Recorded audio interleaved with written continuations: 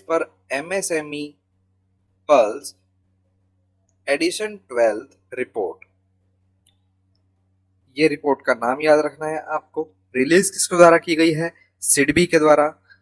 MSME sector को कौन संभालता है? सिडबी संभालता है, small industries development bank of India.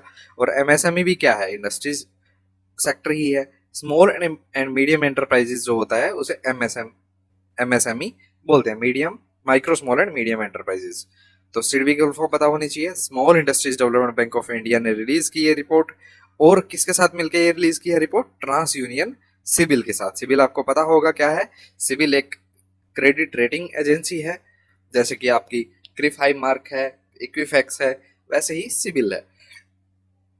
तो मोस्ट इंपॉर्टेंट अगर आप बोलते हैं कोई रिपोर्ट होती है तो वो सिबिल होती है। अगर आप कोई लोन लेने जाते हैं तो सबसे पहले आपकी सिबिल चेक की जाती है, ठीक है। The value of new loans disbursed. MSME sector में जो नए लोन डिसबर्स किए गए हैं फाइनेंशियल ईयर 2021 में कोविड-19 के पीरियड में, वो 9.5 लाख करोड़ रुपए के थे, जो कि 40% ज्यादा थे पिछले साल की बजाय।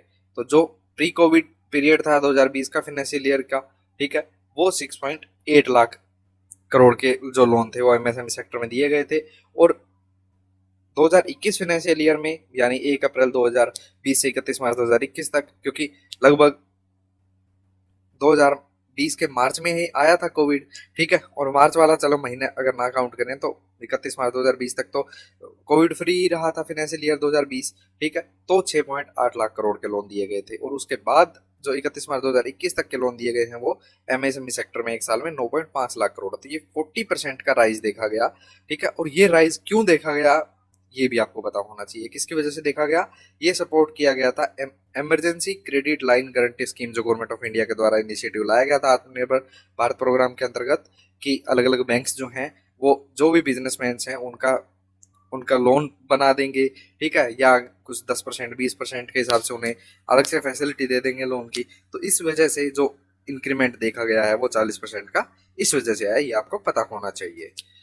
स्टेट बैंक ऑफ इंडिया ने लॉन्च किया है SIM binding feature in its digital banking platform YONO. You only need one full form है, इसकी पता होना चाहिए। योनो लाइट और योनो के अंदर ये सिम बाइंडिंग फीचर लॉन्च किया गया है। मतलब जिस फोन में आपकी सिम होगी उसी में आप ये योनो वगैरह इंस्टॉल कर पाएंगे। Registered mobile number only one user पर डिवाइस, ठीक है, एक डिवाइस में एक यूजर ही यूज कर पाएगा। It is aimed at protecting customers from various digital frauds. Digital frauds रोकने के लिए ये फीचर लाया गया है। सूर्योदय स्मॉल फाइनेंस बैंक ने लॉन्च किया है सेविंग अकाउंट, जिसका नाम है health and wellness saving account to support under medical emergencies. Medical emergencies में ये सेविंग बैंक अकाउंट काम आएगा। इसमें क्या होता है? टॉप अप हेल्थ इंश्योरेंस है 25 लाख रुपए का खुद के लिए और फैमिली के लिए। एनुअल हेल्थ केयर पैकेज भी है। ऑन कॉल इमरजेंसी एम्बुलेंस सुविधा भी मिलेगी 20 किलोमीटर तक के लिए। 31 मार्च 2022 तक के लिए ये सुविधा दी जा रही है। 20 किलोमीटर के अंदर अंदर अगर आपको एम्बुलेंस की जरूरत पड़ती है तो आप ऑन कॉल इमरजेंसी एम्बुलेंस ले पाएंगे अगर आपने ये अकाउंट खुलवाया हुआ है। तो सेविंग अकाउंट जिसका नाम है health and wellness being saving account.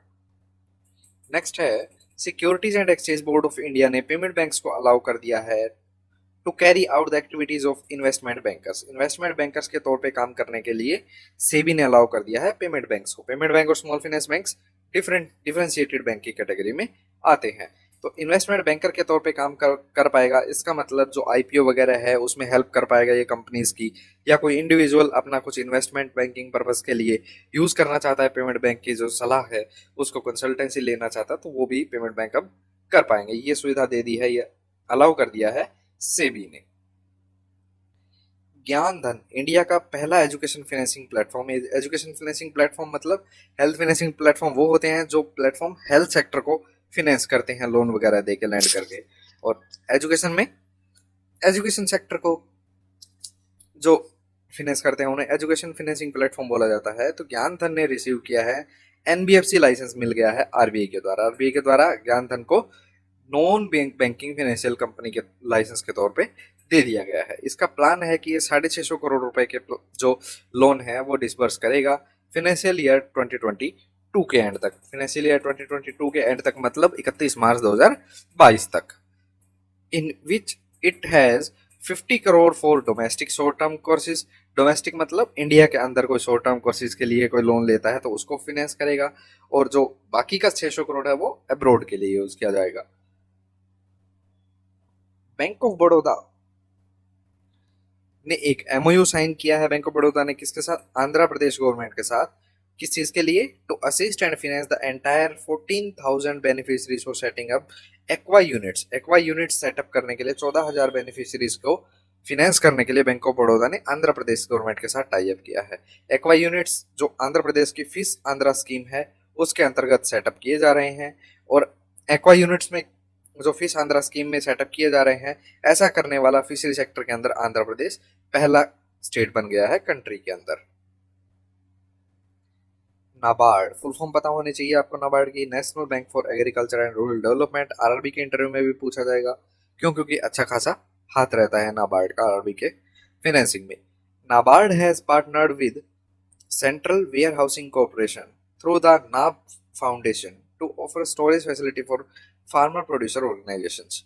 कुछ फार्मर्स के जो ग्रुप्स होते हैं वो मिलके फार्मर प्रोड्यूसर ऑर्गेनाइजेशंस बनाते हैं, ठीक है। जैसे कि अगर हम बात करें तो पाली राजस्थान के अंदर विमेन का एक ग्रुप है जो फार्मर प्रोड्यूसर ऑर्गेनाइजेशन के तौर पे काम कर रहा है।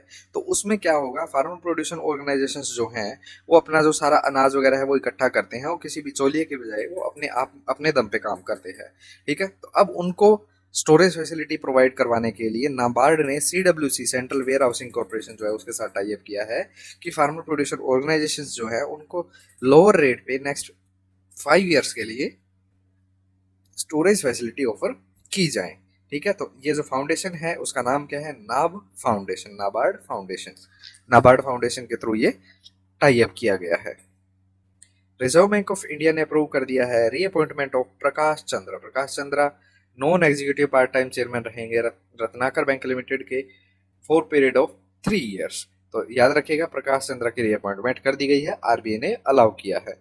6 banks namely state bank of India, axis bank, याद रखिएगा 6 इंपॉर्टेंट नाम है ये, state bank of India, axis bank, Indian bank, yes bank, IDBI bank, ICICI bank. 1 2 3 4 5 और 6 बैंक हो गए। इन्होंने सबने इक्वल इक्वल शेयर ले लिया है किसके अंदर, आईबीबीआईसी के अंदर। आईबीबीआईसी क्या है, Indian banks blockchain infrastructure corporation. इसमें इक्विटी शेयर खरीद लिए हैं, फाइनेंशियल टेक्नोलॉजी प्लेटफॉर्म जो है आईबीबीआईसी, इसका फुल फॉर्म क्या है, Indian banks blockchain infrastructure corporation. जो ये 6 बैंक है उन्होंने इक्वल इक्वल शेयर खरीद लिए हैं, और हर शेयर की वैल्यू, फेस वैल्यू क्या है, 10 रुपए, ठीक है। फेस वैल्यू 10 रुपए है, तो 50,000 शेयर हर एक ने खरीदे हैं, तो कितने रुपए के हो गए, 5 लाख, इक्वल इक्वल 5-5 लाख रुपए के इन 6 बैंक्स को ये शेयर मिल गए हैं। पेड अप इक्विटी में ये पैसा जुड़ गया, पेड अप।